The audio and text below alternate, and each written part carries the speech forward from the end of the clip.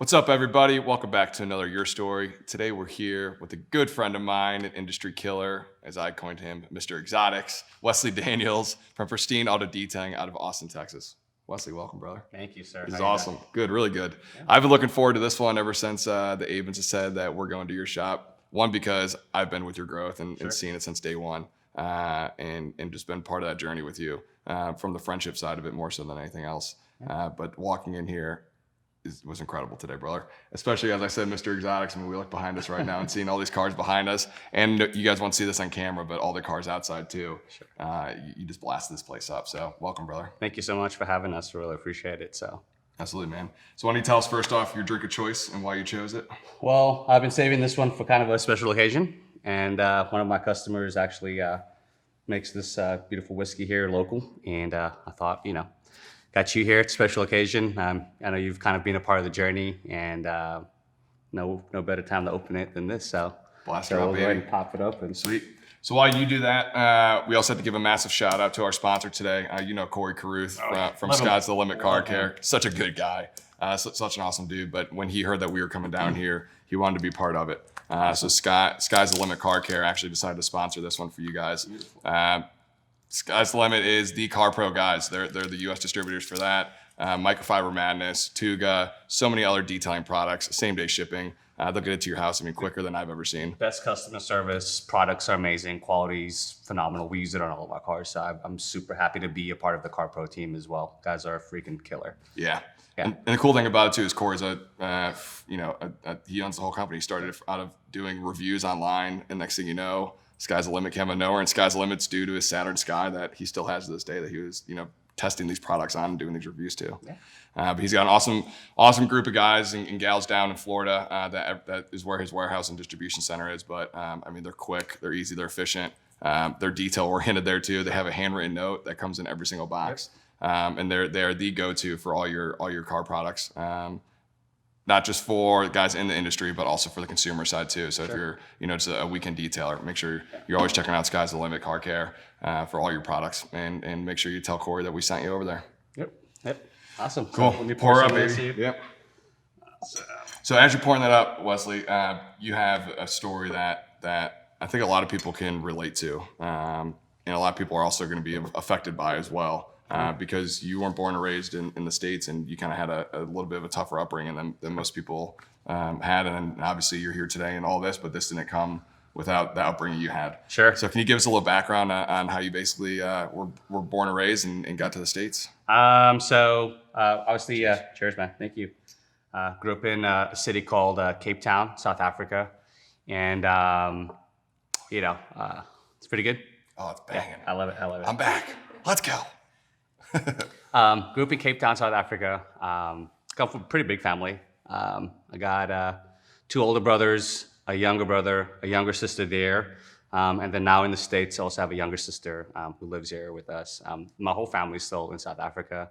It's just myself, my mom here. But, got a big family out there. If you kind of look into the history of South Africa, it's been a very kind of a weird country with racism and apartheid and just it's a bunch of weird stuff. So in my city, I would be considered a colored, which is kind of a mixture of people. My family is not just directly black and white. It's like a mixture, and it kind of goes a little further down than just like your mom and dad, right? So if you look at some of my uncles and aunts, we all have different pigments of colors of skin, just diverse culture. There's a lot of people that, I think we're a mixture of a lot of things, right? So we just have a lot there to kind of go into. But so grew up there, very proud of where I'm from. My family is a big part of me, right? So, we didn't have a lot of things. We weren't like dirt poor, but we weren't rich either. My mom and dad worked extremely hard. And I think that's kind of where I get my work ethic, just seeing that constant grind every single day.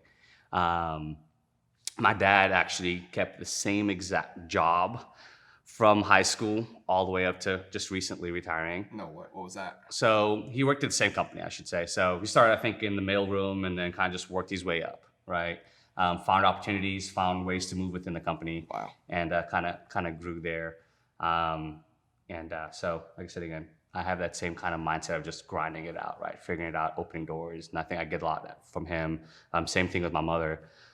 She's extremely hardworking, has done a lot of sacrifices to make sure I have opportunities where I'm at today. She's the reason why I'm here in the States.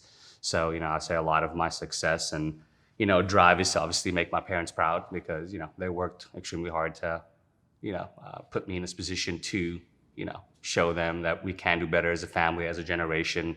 And I think that's also impacted, the way some of my younger sisters and brothers are thinking now. They see kind of what's possible, and it's kind of influenced them to do some different things as well. So that's just kind of in a nutshell, kind of my growing up and history. And what was your town like? So Cape Town's kind of like the main deal, and we lived off of a suburb called Mitchell's Plain, and it's pretty rough. It's, I guess, in comparison to a lot of areas here that are not necessarily the best, right? So just homeless people, just the regular stuff that you'd normally see in some bad areas, a lot of crime, things like that. My parents did a good job at keeping us kind of non-focused from that. It's a tough section in my life. So, but I'm glad I went through it. That's what makes me motivated every single day. It also gives me the mindset that you don't have to have a lot to make a success out of yourself, right? And success means something different to everybody, right? So for me, I don't measure success necessarily in dollar amount. It's about, what my quality of life is, what am I doing for other people, right? And, just being able to help, right? So for me, that's what success is to me, and I've been able to live my success story. And you learned all that. I mean, obviously you lived all this until you were about 12 years old before you moved to the States. When did you realize all this stuff, basically how impactful that was on your life? For me, it's more when I started meeting people from different walks of life, right? So, for example, when you meet people, sometimes people are very judgmental just at a face level, right? They look at you, they judge you. They don't know what you've been through. They don't know what your story is, right? I could look at you and say, man, you may have had the perfect upgrowing, right? But I don't know that, right? Versus where you may look at somebody else and just look at them and you could have said, man, they looked like they grew up in a bad area, but they could have had the best opportunities, right? So I've had family members of mine that had a similar opportunity as myself and necessarily didn't take advantage of it, right? So what I like to do is look at somebody for who they are, their core values, and I look past the exterior of somebody, right? And my upbringing has allowed me to do that, not to judge people, because those same people were in my communities, in my area, right? So I got to know some of those people past what they looked like. And so I think that's what helps me a lot, and just get along with a lot of people is just looking past the exterior and kind of really digging deep on a more of a deep level. 100%. Is there anybody else from your hometown that you've heard of other success stories about? Or you're that go-to in that, No, I mean, I have some other family members that, like I say again, that's had some levels of success. Yeah. Just it's different, right, for everybody. So his level of success, he owns a very successful catering company, right? And he provides catering food to, events and parties and things, and he's doing really well for himself here recently.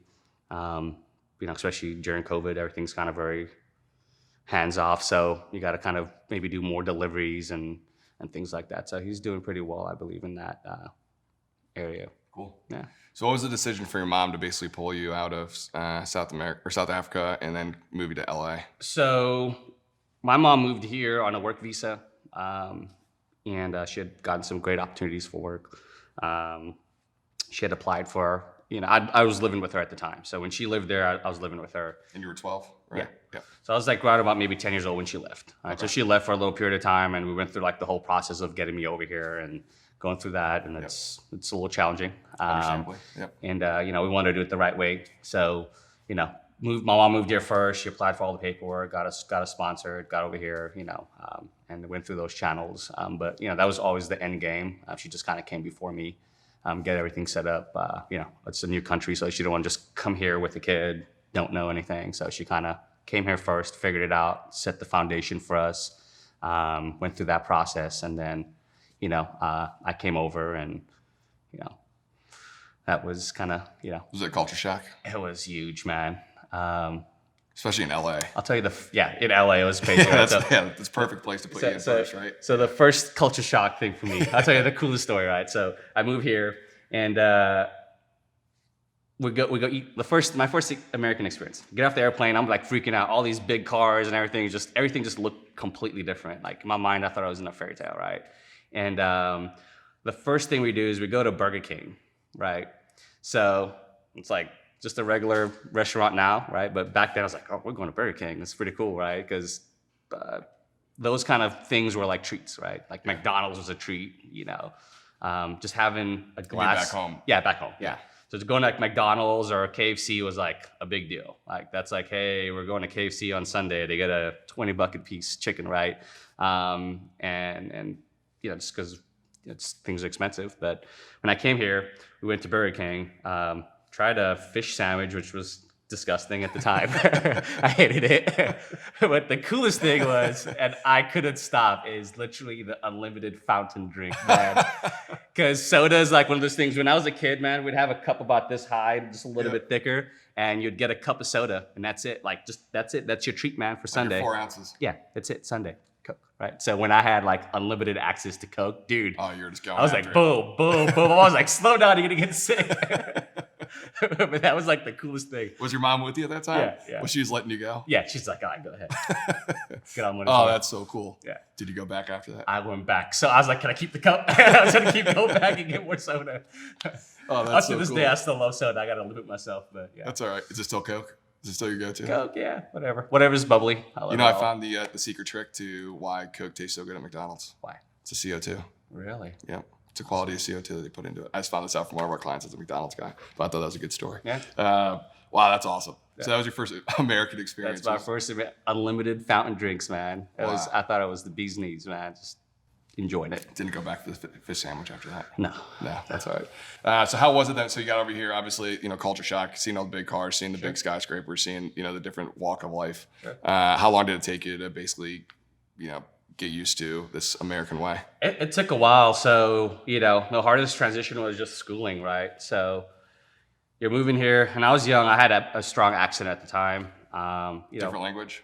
Yeah, I speak Afrikaans and English. So Afrikaans is my second language, which is more of a Dutch derivative. But I had you spoke when you were in South Africa? Kind of 50-50, okay. Right? So it's kind of like you speak it here and there, and it's just some stuff you say in Afrikaans and some stuff you say in English. It just comes and goes, right? There's no like one set language. But I did go to a school where certain days out the week you're only allowed to speak that language because they wanted you to get that good. So all the lessons teachers wouldn't respond to you if you didn't speak in the language. So it tried to really. This is a specialty school? Yeah, it was a private school. Okay. My mom moved here. She was able to kind of afford some additional things. So she got us to where I could, do private school for a few years. I was like transitioning into high school essentially there because the grade systems are different. So I think 8th grade there is high school versus 9th grade is here. It's high school. So I was already doing my 8th grade year in South Africa, and then I moved here just right in the middle of that.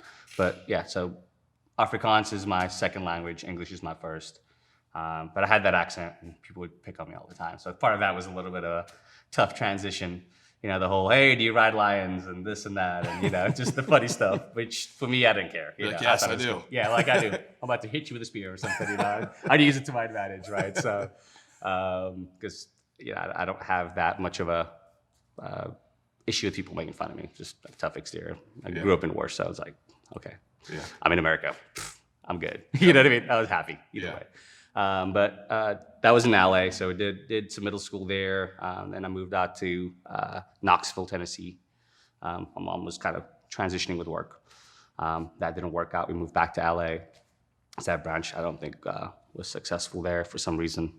So we moved back to LA. What industry was she in at the time? So she's always been in the accounting industry. Okay. So she's worked for some big companies. Cool. So she kind of was jumping around and getting things set up and helping them out. And, we moved back to LA.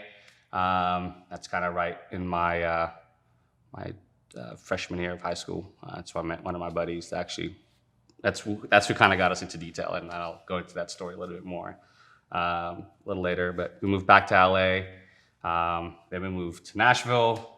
Finished my senior year off in Nashville. I did 2 years of high school there, and then I moved back to LA, and that's kind of when I really started getting to. I moved out on my own. I was just ready to kind of go. Wow.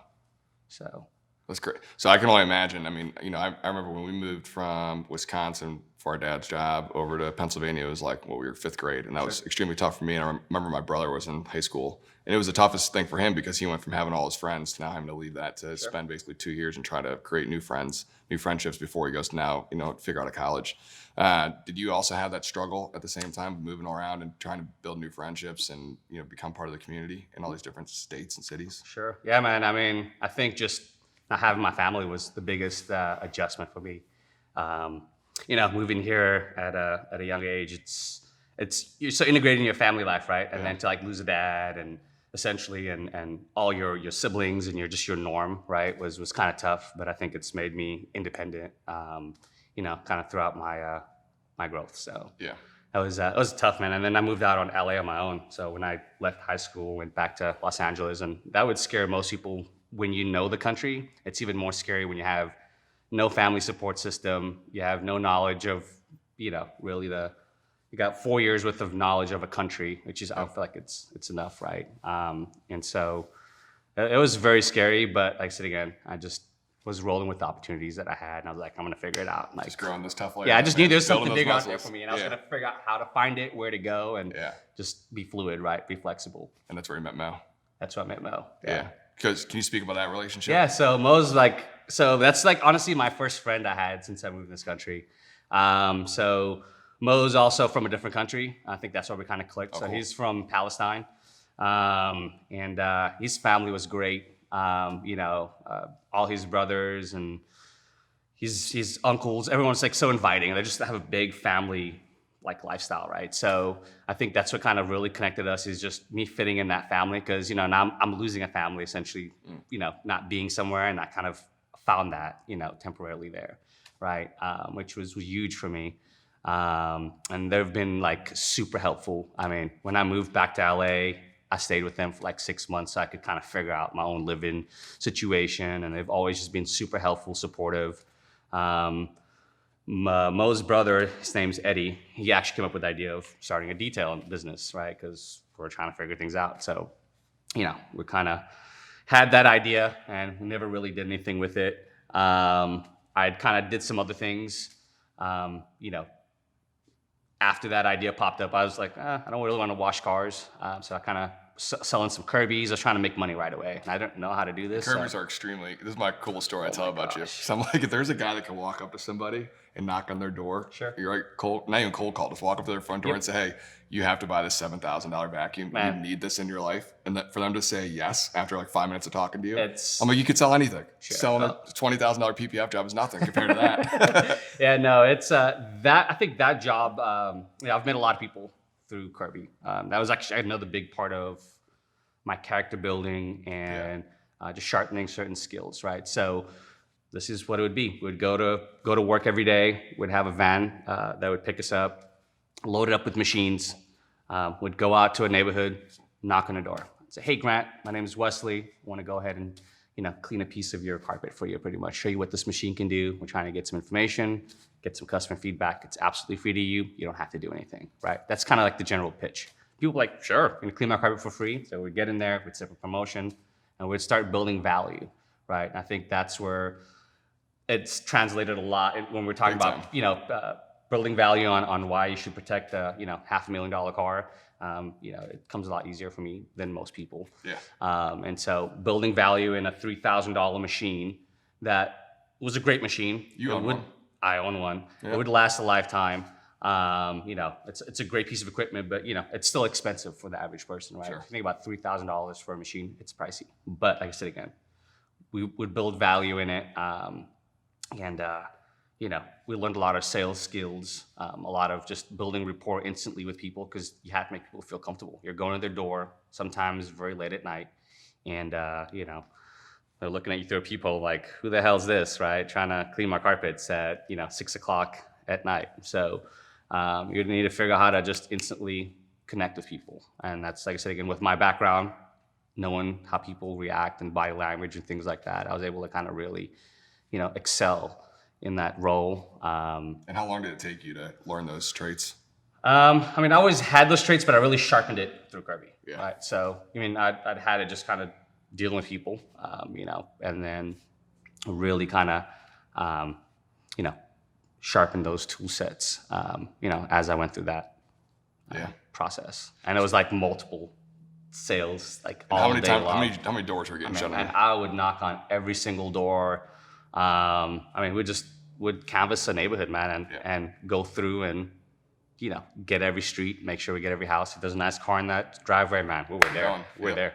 It's funny you say, because this is extremely important in our industry too, and it goes into all industries, especially for door knockers, right, or door-to-door sales guys.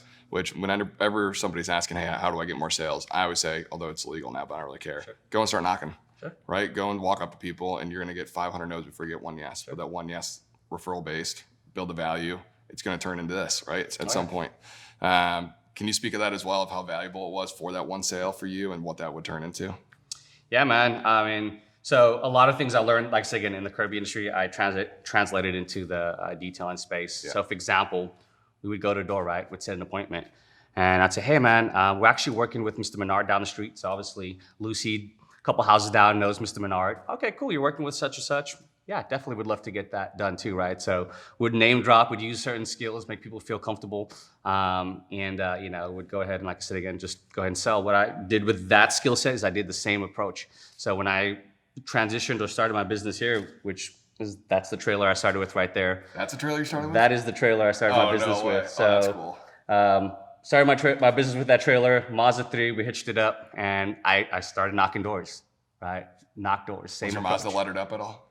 I had some printed magnets. Yeah, I had some dude with like a little bubble wash, those cartoon characters. His car wash. It was freaking awesome. And my business cards had a Mazda on there. That's cool. Up to this day, I still get every once in a while somebody still will bring one of those Mazda cards. So it's still paying off years later. Still paying off. Oh, that's cool. 8 years later, to be precise. Damn. So we did that same approach. I highlighted every street that I knocked. I made sure every door had a business card on a map. I printed out Cedar Park. I wanted to be the biggest guy in Cedar Park. And you started this 8 years ago. About 8 years ago, yeah. And it's still paying off today. It's still paying off today. See, that's crazy. Yeah. And that's what a lot of young guys can, and even not young guys, even guys that have been in the industry that just want to expand and grow and really take over an area. Sure. It's just you got to get out there and start hustling and start walking the streets, right? Yeah. A lot of people told me, hey, you got to build your home base first, right? True. So get your local following on board. Right, and then eventually word of mouth will start transitioning you out. And like I said again, we wanted to be the biggest guy in here at Cedar Park or Austin, Texas, and now we're picking up cars in Oklahoma. Yeah, 6 hours away. Yeah, that's awesome. Hell yeah, bro. All right, so let's draw it back though. Let's go back to Mo. Your time with him, because I know he's a big part in your life, and in this enterprise that you're building right now. Sure. So you left Kirby again and then went back with Mo, right? Right. So I did some things in the Kirby space, got some skill set right. Dialed it in. And then me and Mo we're actually cruising, and we got into a little fender bender on a canyon. And where were we at? This is back in LA? LA, yeah. Okay. We actually almost went off a cliff. It was pretty crazy. What? Yeah. Can you speak about this? Yeah. So he just bought a Nissan 350Z convertible. We're cruising out, a bunch of guys, and some idiot tried to pass us in the canyon on a two-way lane. In a turn, he realized, hey man, there's a car coming on. Trying to turn back, try to cut in, sideswiped us, and we end up like losing traction and hitting a cliff and almost going down like a big cliff. That was pretty dramatic. Yeah. In a convertible. Oh, that's dude. great. Like it was most scariest thing I've ever done. Yeah, obviously. We're right. Yeah. I had some leg injuries. He actually had a back injury where he was on the floor for like a couple of months, and just bedridden. And so I kind of just helped him out. We kind of were were room buddies for a little bit. I slept on the floor, and he slept on the floor too because he needed to for his back. And we just kind of healed up, and then we didn't have work. I didn't feel like going door to door as much. I wanted to kind of not walk all day, carry heavy machines. And so then his brother had that idea before, and then we kind of cycled back, and we're like, well, we got a truck. Why don't we just wash some cars? Let's just get some money coming in, because I need to pay bills, you need to pay bills. His mom, we called moms, like moms need to pay bills, so we gotta get some money in here. I can talk to people. You got the equipment. I'll figure it out. I'll find us the customers. Yeah. Same thing. Knock doors. Boom. Right. Got one car. Somebody sees us washing a car there. Okay, cool. Wash us next. Okay, cool. Wash us next. And then we just kept going, growing.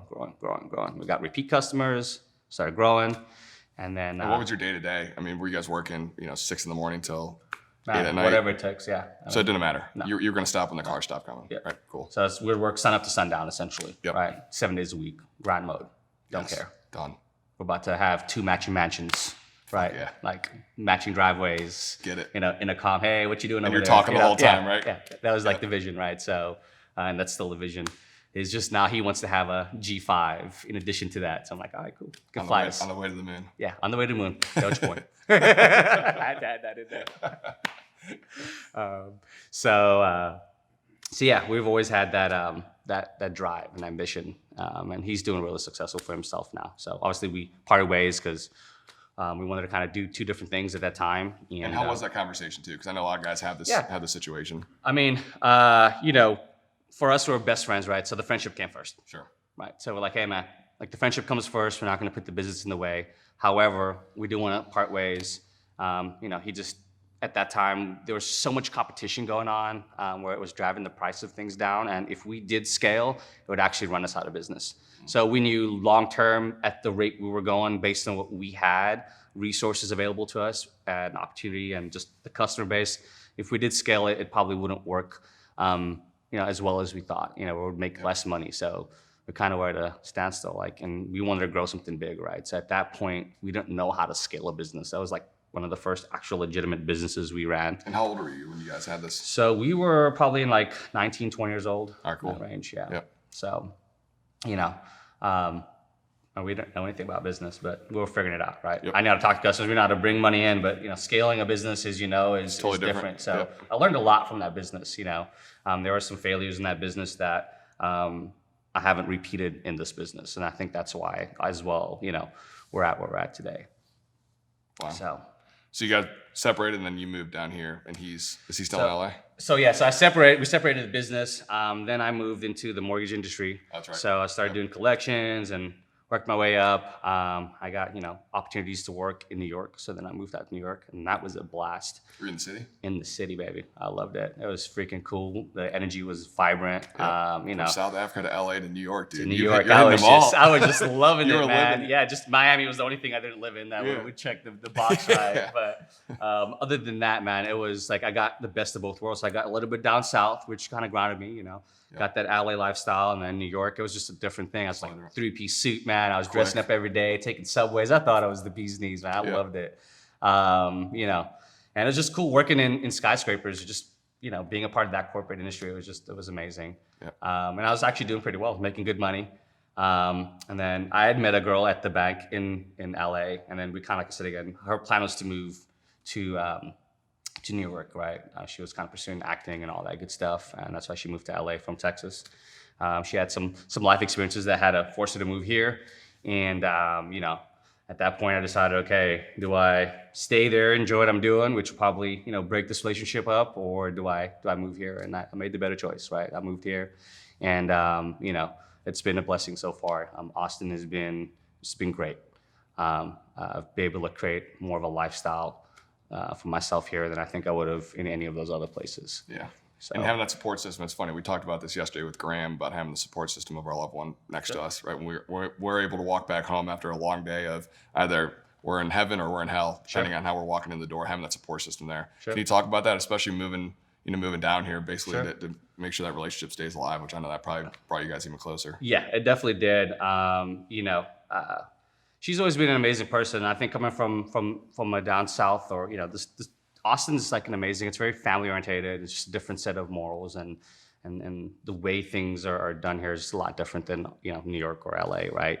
And so, you know, she's always been extremely supportive. I think I was the more supportive one moving here, for that initial jump, because I needed to be. She needed that person at that time, and she's definitely paid it back in dividends. We've been together for about 10 years now, so she's paid it back like tenfold. She's been my number one supporter. Even when she kind of met me when I didn't have much, she was like just on the grind, I think she kind of seen the vision, just had that same thing. She's seen qualities in me that, she valued. And then with her presence, it definitely amplified that. It made me better, right? Wanted me to be more successful and more dedicated and more just on point. And so, every day that I grind, I do it, for her. I do it for my family. I do it for my team. She's been a great support system. She was the one that's like, hey man, go out there. She would knock some doors with me. Every once in a while, she'd come out and wash a few cars if I needed a hand. When I first started with the trailer, start at the driveway and sit again. She's been there since day one, and she's still here. If I need something, it's huge. It's done. Yeah, it's huge. All right, so you get here, then you move out here, and then basically, so I moved here. This all begins.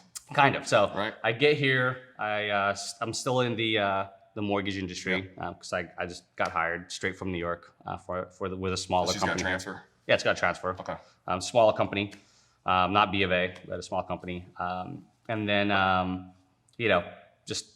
I just didn't enjoy it anymore. It was different. It was a different vibe. And for me, environment, culture is very important. And that's one of the things that I make sure is good here. My culture and environment wasn't good. Just wasn't fun working anymore. I enjoyed helping people get into homes, but the back end of it was just extremely stressful, mentally taxing, and it was draining, man. That's the best way to explain it. Just going to work and not wanting to be there. Like the minute I clocked in, I was ready to clock out, right? And a lot of people feel that way.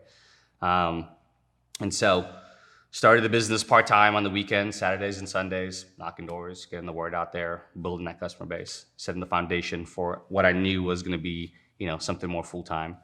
And then, it started taking off, right? So my weekends started generating just as much as my weeks. Went full-time, scary, but I had And you were by yourself at this time? By myself. Yeah. Had my supporter, right, my girl, Rhea. Yep. And, at that point, started knocking doors, doing full time, did really well, saved up some money. I didn't have much. I mean, I probably had about initial bankroll, I'll probably started with like $2,000, right? Got my trailer, I think it was like $600. My hitch was like $300. Good investment, still around. It's still around. I keep it so it can humble me a little bit, right? Because you look at this and it's like, oh, okay, you're doing something. But then I look at that, I'm like, all right, that's where I started. You could fit about 900 of those in here. Yeah. Put the rest into product, right? Stocked up. And then, I had a couple months of salary saved for like housing and things like that. Always have that safety net. You're smart about that. Yeah. I didn't go with zero, but as far as investment into the business, there was like $2,000, and then the rest was like literally everything else was just in case. Just in case. Yep. Shit doesn't go the way I think it's gonna go. Sorry for my language, but yeah. Did that, went out there, and that's why I had to work hard, right? I had to take every car that came in because I didn't have a big safety net to fall on. I was about a month or two already from when I started from being out of business. So my approach was like ruthless. Like I'm just gonna go out there and get every single car, knock every single door, do it twice. I don't care. I'm gonna sleep in my trailer if I have to, but I need to get these cars in. I need to get this money in, and so I can get to that next level to be able to and then enjoy it, right? But I also enjoy the process of building the business too. I think that's what a lot of people don't enjoy is that grind. I actually enjoy that grind. Then had I think a streak of luck, right? Everything kind of was very receptive because at that time when I moved here, mobile wasn't a big thing here in Austin. There was a couple of mobile players, but they weren't like big companies that had maybe 4 or 5 vans, right? There's maybe like one guy with a trailer here and then like a small guy doing out of his truck here. But I had a different vision. I was like, all right, I want to have a set of vans that's going to dominate this area. So then I got my first van, and that was like a Frankenstein van. I probably built it like 6 or 7 different times to figure out how to optimize the space and make it, as compact and Is it the one that's still here? That's the second van. Okay. But the first van, I sold it, broke down. I got it for like $2,000, right? All right. So I spent $2,000 on that. I was like, I'm rolling the dice. I got it at an auction. You know, if it gets me 6 months to a year, I'm happy just to get to the next level, right? Save some money. So then I was able to do more cars, do different things. And so then I grew that. And we had a couple of vans running. One of my guys that's still with me today kind of joined with me right after I got that first van. His name is Richie, and he's kind of also been a big part of the growth here as well. Just put a lot of sweat equity into the company in that infantile stage. I mean, we're working 12-hour days every day, man, like just grinding it out in the heat. Texas gets hot, right? So it's 100 degrees outside. It feels like 130 inside the car, but we're in there sweating, working, getting them done. Getting it done. Getting it done. So, you know, did that for a while. Then I met you, right? Oh, no. So then Don't put this on me. It is you, man. You were kind of that additional spark. So I kind of hit a plateau with the mobile stuff, right? Because at some point when you scale mobile, you start losing quality, right? And for me, quality is extremely important. You know, customer experience is extremely important. And so as I was scaling the business, I started seeing some things with, you know, multiple people. Quality started dropping. So then I had to kind of pull back, but then I wanted to grow. And so I was getting that weird, you know, awkward stage of trying to scale and keep quality and keep customers happy and not get a bad reputation, and just trying to figure that out. And that's what got me really stuck. So I started researching some other companies that were performing at a different level. You know, then I came across your page. Fucking loved your energy. It was amazing. You know, I think that's what really drawed me in. Was it Instagram? You know, I was like, okay, he's got his Instagram, you know, hash phrase, whatever. So I just love that. The energy was there. It's freaking positive. And, you know, you had a similar story. So you kind of started with mobile. You left your corporate job, right? Did the mobile detailing thing, and then started an office space. And I could see your facility. And I was like, man, I want to have something like that. It doesn't have to be as big, but I want to have that, you know. I want to grow the business. Sent you that message, right? We just looked at it, February 26, 2018. Yep. So it's not even that long ago. Nope, not that long ago. Sent you that message saying, hey, man, teach me what you're doing. You know, I won't waste your time because, you know, I'm a firm believer that's the most valuable commodity on this earth is time. Thank you. But, you know, didn't want to waste your time. I was going to take it super serious, and that's what I do with everything. I keep my word, which is super important. And, you know, you kind of gave me some feedback on your journey and some things that I needed to do. And, you know, I took that advice, and, you know, we started then really getting into coatings because we kind of dabbled in it a little bit. And then I really started, you know, integrating with the coatings at that time. And, you know, we got an office space in another area a little ways out here called Lakeway. We had a small office. It's probably about the size of this little area right here, right? Wow. It's tiny. Could fit maybe 2 cars in there, right? No AC. It's freaking hot as hell. It was nuts. But it's one of my customers that had an office space. Like, hey, I'll help you out. You can rent it for a couple of hours, like the hours you need it. We'll charge you an hourly rate, right? And he believed in me, and he was like, all right, cool. You know, I'll help you out, and then they'll give you your start. And so then, you know, we kind of did that for a little while. And at that time, I was writing a, you know, $200.50 rent check. I thought that was expensive. It's crazy. I was like, man, I wish I could get that back. So, you know, I was writing rent checks at the time, and, you know, then we started growing, you know, started focusing on the quality, focusing on the customer experience. And a lot of my customers since then, even since when I started just the mobile detailing, are still with me till this day. Yeah. A lot of customers from like 6-7 years that come back on a monthly or weekly whenever they buy a new car. Obviously, we've expanded into other, you know, products and services, and so they use it all. Yeah. So one thing I love about you, I mean, I love a lot of things about personally, but on the business side more so, because I don't want to get all sweetheart with you right now, is that you put things to action right away. Right, when you hear about something, I don't really, I mean, at least from my perspective, you don't really question it. You just go right after it, and see if it works. And if it works, then you just expand on that and go deeper, deeper. With this client experience side of it has been what I love seeing about what you do, because you do something that, you know, you go to the track events, you pick up at their homes, you go to their homes if need be, you go to events with them, you're all the way out in at the car shows with them. You know, when you won that that was it the Lamborghini 350. Yep. Yeah, which we'll talk about too. So you're doing all these things that you become part of their lives. Sure. Right, which is something that we've taken into account too at our detailing shop too, because it is extremely important, right? Is becoming friends with them too, not just they're not considered clients, they're friends, and just cool that friends can support your business. That's how I've always viewed each person. So give us a couple pointers too on exactly how you've been able to keep these guys coming back 7 years later when competition. It's not like they're the only place around here, Sure. right? Well, I mean, it comes down to some basic stuff, right? It's doing what you say you're gonna do, right? Setting expectations with customers is super important. Let them know exactly what they're gonna get here. Being honest with them is super important. And then just delivering on everything that you say you're gonna do, right? So if you tell them, hey, you're gonna do an excellent job, do an excellent job, right? And if you mess up, we're all human, fix it, right? No excuses, even if it costs you money, right? Take care of your customers. And it's those things, that, like I say again, that people like. Now, obviously, we do a little bit extra, like transport. We provide additional services that make the experience a lot easier for our clients. When you get a brand new car like this and you got to drive it, say 50 miles, or you got to drive it, from the dealership even straight here, because most people don't come straight from the dealership here. They'll drive the car around, they're excited, right? But just to have the option to bring it straight from the dealership in an enclosed transport and drop it off here is huge for some of these clients. They love seeing the car go in, right? They love seeing the door open up.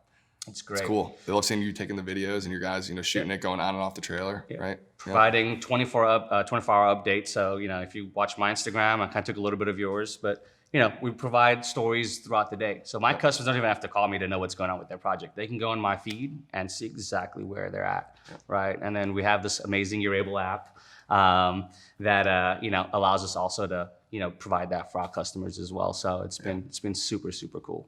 Yeah, and another cool thing that I love is I remember when you got into this half of the shop. So this is the second half of the shop, right? And this is only 28, 2 years ago now? Yeah. Right? I remember you walked in, you're like, dude, this place is huge. I'm like, bro, I'm telling you. I remember when I got into our first good size shop, I'm like, I'm telling you right now, you're going to be booked. You're going to be out of this place in 6 months. There's no way you're going to keep up with this right now. You're like, nah, dude, we'll be fine. I'm like, all right. And then you called me 6 months later. I need more room. Right. I was petrified to take over that space. Believe it or not, because I'm coming from like a 2-car garage and then to that, I was literally scared. Yep. The owner of this beautiful Lamborghini is actually my landlord, right? So it's my customer. He gave me an opportunity. It's like, hey, Wes, I love your drive. I love your energy. I wish more people would like you. I actually washed it. He had another Lamborghini in here before, and I washed it here in the space. And I was joking, like, man, this is my dream office. I would love to have this space. Just throwing it out there, throwing it in the universe. And I was like, hey, man, you want to take over the unit? And I was like, okay. How much is it? And then he told me the price. I'm like, whoa, what's expensive? And I was like, all right, that's what I'll do for you. We'll do some trade-off and do some things, and because you take care of my cars. And it's like, for the first year, we'll do some trade-out for the rent, and then after that, you pay full price. I was like, okay, cool. Sweet. And then 6 months later, I told him, I need the neighbors out. I need them out. Get them out. You just had before. This was a year ago, April last year, right? Yeah. So then we knocked that wall down, and then you moved into this when we moved into our new shop. Yep. We were doing it at the same time. Yeah, it's cool. Knocked that wall down. We built the wash bay with all the shopping area that has the enclosed, beautiful wash bay. So we do everything indoors, right? And then you have to in Texas heat. Yeah, and then especially in summers, and then we're gonna expand hopefully in the future here, take over the 3rd unit and just have this entire facility, and then open up hopefully another location as well. Taking over. Yeah, and I remember when the cars you were getting in, the quality of car. When I say quality car, obviously we appreciate all cars, right, in our industry, but I call you Mr. Exotics because you've completely turned into that, right? I mean, every car that's come in here. Sure. So how because there's a lot of guys who are like, I just want to be exotics only. Sure. You've completely cultivated that. Sure. But I don't think it was part of your needs. I don't think you're like, I just want to be exotics at the time. So, I think, we have an appreciation for all cars. We work on everything from, just your daily drivers, your mom vans. We love it all, right? So we're not discriminating against any cars. When we talk about more paint protection, some of these vehicles that are a little bit more expensive, find more value in that, right? You get a $10,000 car, it doesn't make sense to put a, $6,000 to $8,000 PPF job on it, right? It doesn't make sense. But if you're spending $500,000 and you have a custom paint job where the paint job itself is probably $20,000, $30,000, $40,000, then that investment makes sense, right? 100%. And then, people track these cars. So a lot of our customer base are, at the Formula One track, because we're blessed to have that here. So that's an essential need for that customer base. So, most of those clients have exotics, and you get one car done with them, and, kind of grows from there, and then they let their buddies know. And, these car groups are pretty, strong here. So once you kind of get into the circle, you kind of just meet the people, and then we do the best quality of work too. So that's like the great thing baby. about it. It's pristine all the way. Heck yeah. So yeah, I remember you said, you're like, dude, I'm gonna go and start knocking on all the guys' car windows at the track. I was like, what the hell you mean you're going to the track to knock? I'm like, that sounds ridiculous. Like, these cars are getting trashed. Why are you going there? I was even questioning in my head. I was like, what the hell? I was like, all right, but I believe in them. Well, you think about this. If someone can afford to have a track car, they probably got some luxury cars at home, right? Well, I understand this now. Now I'm sending Mikey out to every single track. Go figure it out. You have to. Car shows, all that. And that guy with the blue Ferrari there, his name is James. And James has been probably one of the most trusting customers I've ever had. So he's actually one of the customers I've had for about 6.5 years now. Damn. Every week we go to James's house. No matter what. For the last 6, unless it rains, right? But every week that customer has supported us, right, throughout the growth. He's been extremely inspirational. He's a great motivational speaker. He just gets me pumped, right? So when I talk to him and we have these little business powwows, because he's super busy, so maybe I'll get like 5-10 minutes with him, but it's so impactful. Have someone of that stature be able to look at me and say, hey man, you're doing great, keep it up, right? Just little words like that of encouragement. It's gone such a long way, especially with customers that's seen the growth. And so, it's cool to be able to, like I said, keep customers like that for many years. And he's obviously opened up doors for me as well. Just introduced me to customers he knows. I've worked for some really cool places here. So he's introduced me to a company called Classic Jag. Does world's best restorations on all. These like $1 million Jags. Man, it's some of them are like $100,000 bills to probably 6-7 figures for sure. Like they're just up there. Each car's a little different, but I mean, this guy is the Jag guys. He is the Jag guy. He's the Lambo guy. He's anything European. He is one of the most also detail-oriented person I've ever met in my life. It's pretty black and white with him. So if you go into his place, I mean, you'd think it would be chaotic, but man, that place is so organized. They know where every bolt of every car is. Damn. Like it's crazy. Yeah. They've done some amazing builds for like Jay Leno, and they've sent stuff up to the Peterson Museum and Pebble Beach. We got to obviously work on one of their restorations. Was actually a referral of Dan Mooney. He was like, hey Wes, I got a big client. I want you to. I've done some projects for him in the past, and he's like, I'm trusting you with this. It's one of my biggest clients. We're setting this car up to Concorso d'Italiano, which was 2 years ago. Can you speak about this car? Oh, man, this car is amazing. So I talk about how clean this car is. Was it clean when it got here? Well, okay. It was a diamond in the rough, right? Okay. So it was beautiful, but there were some things that needed to be pristine, right? So we went ahead and got this car in, got it at the shop. This is when I just had the one bay. Andrew, who was also in the video, and Jake, they were kind of with me with that project, and we all just, got into it. We spent about like a week or two. Now, this guy's like one of those super analytical guys, super smart guys. He's very detail-oriented as well. Extremely meticulous and picky, which I love because it keeps me on my game, right? I love those customers. People hate those guys. I love those customers. They point something out, it makes you better. Yeah. Right? So he comes in here, and this guy's like walking around the car, laying down on his back, looking at it, and this is like maybe like 15-20 minutes of him inspecting the car. Dude, I'm sweating so hard. all the way down. It's like 50 degrees in here. You're like, oh, man. And I'm like, because this is like a big deal because Dan Mooney's referred this. There's a lot riding on this car, man. It's going to Pebble Beach. It's just. Has he seen the car since he dropped it off 2 weeks prior? No. So he drops it off. He knows the condition it's in. He comes here. We have about maybe like a week's worth of like just back and forth meetings to even discuss if we're going to do the car, right? I sent him like a itemized list of how long everything is going to take. I mean, it was detailed, right? I mean, that's how. Right there. Right. That's where he is. Right. So gets the car here. Then he comes and looks at the car. And I mean, he's expecting the car for about 15-20 minutes. I mean, it felt like 2 hours, man. And, I can that. I would have loved to be in Dude, that that time, like I can picture all those like that. Just Yep. him looking at the car, and then he walks to me and says, "Wesley, usually I have a lot to say, but it's very few times that I'm speechless, and this is one of them." Oh, and I'm like just let's freaking go. out, like feel like yes, because that was an expensive detail too. So I'm like, if he's gonna complain about something, we're gonna have an issue, right? Because we just said, "Hey, we're the best. We charge this much, and you know, we'll make sure it's perfect." Now to crown that, so he ships the car off to Pebble Beach, right? There's a guy at Pebble Beach who's been doing their detailing for, I don't know, like 15, 20 years. It's some guy at Pebble Beach. Okay. Yeah. So they have like a company that kind of details for that event that's based out of Monterey. Sure. And that guy gets the car. So then he sends my client, Ross, a text. He's like, Ross, I scheduled out 18 hours to work on this car. I can't find 15 minutes worth of work. That blew my mind, right? That's how Pristine. 18 hours. 18 hours to work on the car. Can't find 15 minutes, right? I get a screenshot of that text message. Ross sends that message to me. At the bottom of that, it says, I don't care if we would not, this already is the highlight of the whole process, right?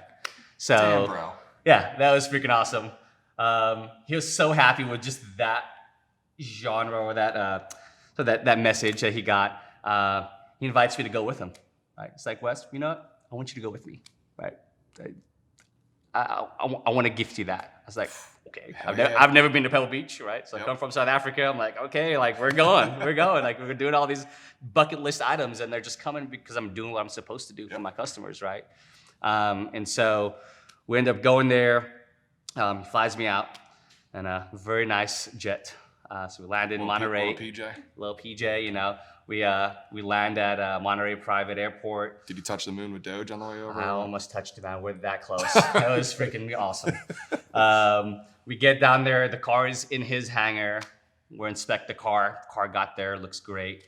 Then he takes me to the Quail, right, which is an exclusive high-end show, right? That's where they do all the releases for the new cars that's coming out with all the car manufacturers. You know, I got my suit and ties, looking all, you know, I was going to dress the part and, you know, have fun and, you know, did the Quail. It was amazing. I actually met some other customers here that I wanted to meet. And since I was at that show with him, it introduced me to more customer base, right? So we kind of started meeting some other really big players there in the Austin market at that event, which opened up some great doors. We're walking around. So how these events work is they have different categories. You have like, you know, your genre of car, which is your time frame. So 1965 maybe through 1970 or whatever the case may be. And then they have hypercars. And so each of those are, you know, judged in their individual categories. So we won Best in Show. We won our category. And then in addition to that, we won Best Out of the Whole Show. So he got like the big award, the one that he really wanted. Yeah, the trophy. So, which is called the Bull. So that's powerful, bro. That was super awesome. Cheers so that was a big cool. monument for Oh, our that's company. so cool. Yep. So how was that flight back with him? So I actually, from there, I drove to LA. Okay. I was like, I'm going to go celebrate with my buddy Mo. So drove to LA. So you were a highlight the whole weekend. I was freaking loving it. Yeah, you're on. Yeah, it was awesome. So the car got back. I got some pictures on my Instagram of the car in the shop because we weren't able to take any pictures of the car or do anything prior to the show because we wanted to keep it, you know, under wraps. And so we got a few other projects that's once obviously COVID's kind of slowed some things down, but we're going to send some other things up to Pebble Beach, some really cool cars, some big cars, and some really huge opportunities. I think if we get a back-to-back, that'll be awesome. We're kind of setting the standard there for that. So it's going to be cool. Well, bro, one more thing we got to touch on too is team, because team is key to all the success of this place. Team is the most important part of this. Right. So yeah, you want to be able to go out and be door knocking or answering calls or, you know, grinding it, whatever event it is, if it wasn't for the team. So can you speak of how important that is and then speak of your team as well and name a couple of the dudes? Yeah. So, you know, we have a team of 6 guys that work here. We have Richie, who is kind of the guy that's worked with us, you know, from the beginning, the inception of my business. And he's still here. He's actually, you know, worked into the detailing space. He's ran some of the mobile division for a while. just done great in like paint correction, ceramic coating, and is currently, in training to become a PPF installer. We want to be able to have all of our team members learn as much of what we do here so we can pivot, right? So it's nice to be able to say, hey, let's everybody jump on PPF today because we got to get ahead, right? And so he's learning a little bit of that. And like I said again, great work ethic, great guy, and super solid. So then we have Jake, who kind of runs more of the front end of the shop, right? So he kind of deals with some of the phone calls, the customer interaction when the cars get dropped off, does more detailing and ceramic coating. That's kind of his specialty. That's what he loves to do. He loves working on old school cars. And then we have Andrew Freeman, super solid guy. He runs kind of the PPF department. So he's also kind of started throughout the whole process. Started as a detailer, hit paint correction, ceramic coating. And then now we did the training together for Expel PPF. And now he's running that. Fun nights with him. Yeah. Down in San Antonio. Yes, That's sir. Good. And so now he's running the PPF department, and super excited and super happy for all my guys, right? Yeah. They've kind of grown in the business with us, and they're all kind of running little individual parts. And as we expand more, that role will grow as well. So there's a lot of great things in the future for them. Some things they don't know, right? Some things I do tell them. But I have a vision. When I first started my business, my vision wasn't to be here, but I got there, and then my vision changed because I knew there was more that I could attain. And now that I'm here, my vision's even bigger, and that's going to incorporate them and to where they have a beautiful place that they can call their own as well. So I'm going to give back to them essentially once we kind of start getting to that point. So it'll be pretty good. So one other great person that's part of our lives that we spoke about a little earlier is Corey Carruth at Sky's the Limit Car Care, because they provide a customer experience like you guys provide, which is, you just don't get it in many places, especially in his industry, which is on the distribution side and the supply side, where it's shipment to your door. So can you speak of some of the experiences you've had with Corey and Sky's the Limit Car Care? Yeah, no, definitely. Corey's been amazing. So we obviously transitioned from some different other products that we're using in the past, right? Different companies. We're affiliated with some other other groups. And the first thing that I would mention about Corey is, he doesn't care about like the money aspect of things, right? He's like one of those guys where it's like, he wants to make sure it's the right fit for the person, like the company, make sure that, your core values are in line with his, right? I like that, because that's how we kind of move here. Like I hire people that I want to work with that share similar values. He's an amazing person, cares about the quality, the customer experience, and he's like, you can call him and he's like, he'll answer the phone right away. It's tough for me when I was working with other companies to do that. Like if I had a problem, like, hey, Corey, I got a problem. Boom, it's done overnight. I get it next day, right? You don't get that anywhere else. No. That personalized one-on-one. He knows exactly who I am, what I need. And, it's just rare that you find that kind of level of customer service in this kind of industry. I went through their, C-Courts training. You were there. And, just their facilities top notch. Just super helpful guy. I mean, this is a great experience overall. I just feel like I'm a part of their family, right? Their group, like all their installers are amazing. The network's great. I think, just a bunch of cool professional people that want to do great work, and we have a company that provides good qualities to allow us to do it, a product to do it. So I always think of Corey and Sky's, or Sky's the Limit as being the client, or I'm going to be a customer of theirs forever, because of that. Like, and that goes to show why customers of yours are coming back 7 years later to you, with their Ferraris and trusting you. It goes hand in hand. Yeah. So thank you, Corey, for being a badass dude. Thank you, Corey. For building a badass company. Makes our lives a lot easier. A lot easier. And the products are amazing. So, products are amazing. They're lights out. Yeah. Corey won't let something out of the door unless it's top notch, and he still tries things out to this day. He'll still reviews them. So obviously, the big reason we're here is because you're able. So can you speak of how your business, as it's continued to grow, how you're able to been part of that? Sure. So in the past, it's very hard to find a platform that you could do everything in, right? So before I was using my Google Calendar for appointments, right? I was using a different software to send out invoices, and then I was using a different software to take payments. It was just a nightmare, right? Yep. And then trying to get everything flowing correctly was just horrible, right? So when you had mentioned you're able, and I actually deep dived and looked into it, I'm like, man, this is amazing. Like I can not only do all my scheduling, I can do all my estimates, my invoices. I can do payments through here. It's all just one hub where everything I absolutely need is there. In addition to that, I can customize it to my business needs, and then deal with amazing, team as well, that actually will go ahead and support you, right? So I've called Chris multiple times saying, hey, can you add this? Hey, can you add that? And, it may not happen right away, but when those updates roll out, boom, oh, it's there. Awesome. Sweet. Now my business is one step better, and we appreciate all the efforts that they put into on the back end, because it's hard to build an app to, fit everybody's needs and then make it, as smooth as it is, right? And so it's just been great, and it's going to be instrumental to the expansion and when we do scale our business in the future. So to be able to, measure just have so many more projects going on and everything be so smooth, right? It's awesome. So. And correct me if I'm wrong, but it helps with the high end that you guys are providing here, right to that client experience. Yeah, so it's been super great to have a platform that only looks great to us, right? So it's easy for us to go through, it's super easy to customize. But then when our customer gets it as well, it's super professional, right? They see the logos, they see all the information. It's easy to read, easy on the eyes.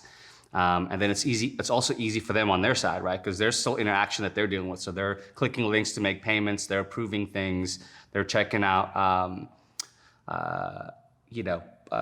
all these pictures. And in addition to that, they're also, getting in there's a chat forum, right? So we can actually have everything in one. So I find it very beneficial where, for example, we have a customer that has a question about an invoice, right? So they use that chat feature and say, hey, Wes, what's up with this item? And then either myself or Jake can respond. And if Jake responds, I can see Jake responds because he has his own little name, and it's just super nice and professional, man. Like just keeping everything there. And so another good thing about You're Able is that I can go ahead and also put it on different devices, right? It's so easy on my phone, my iPad, my laptop. So that transition between different devices is just as easy, right? It doesn't seem glitchy on the phone and look great on the laptop. You get a lot of apps that are like that. So this is where you're getting top quality on any device that you're using, cross-platform. And like I said, we integrated. We have iPads that run it, phones. Some of my guys out mobile, they got a phone. And it's just as easy and as great to use on the phone and on the iPad as it is on the desktop version. Awesome. Thank you for sharing that, brother. Thank you.